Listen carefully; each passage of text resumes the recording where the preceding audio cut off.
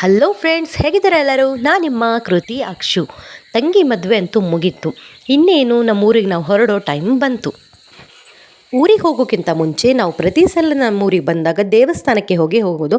ಶಿರಸಿಯ ಶ್ರೀ ಮಾರಿಕಾಂಬಾ ದೇವಸ್ಥಾನ ಕರ್ನಾಟಕದಲ್ಲಿ ಪ್ರಸಿದ್ಧವಾದ ದೇವಸ್ಥಾನ ಅಂತಲೇ ಹೇಳ್ಬೋದು.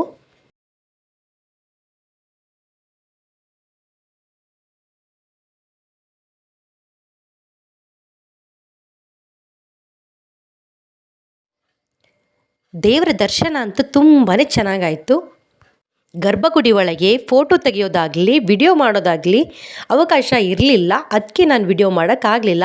ಅಲ್ಲಿಂದ ದೇವಸ್ಥಾನದಲ್ಲಿ ಪ್ರಸಾದ ಎಲ್ಲ ತಗೊಂಡು ಸೀದಾ ನಮ್ಮೂರಿಗೆ ಹೊರಟ್ವಿ.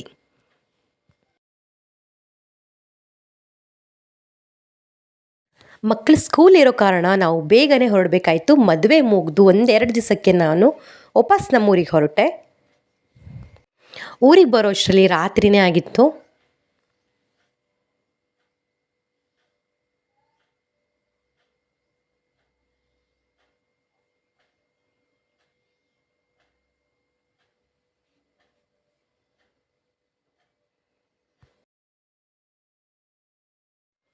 ಮನೆಗೆ ಬಂದು ಅಡುಗೆ ಮಾಡಿ ಊಟ ಮಾಡಿ ಮಲಗೋ ಅಷ್ಟರಲ್ಲಿ ತುಂಬಾ ಲೇಟ್ ಆಗಿತ್ತು.